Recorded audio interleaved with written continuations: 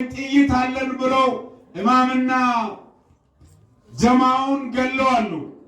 ለሱ እናዝናለን። ስናዝን በሽንፈት አይደለም እንበቀላቸዋለን። አላሁ አክበር። በሰላም መንገድ ነው የምንበቀላቸው። የኛ በጥይት ተኩሰን አንገላቸውም።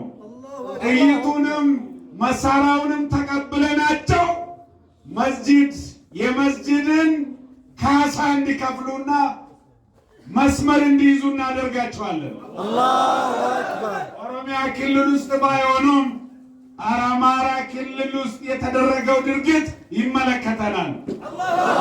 ሙስሊም እስከሆነ ድረስ እንኳን እዚህ እስራኤል ፍልስጤን ላይ የምታደርገው ራሱ ያቃጥለናል።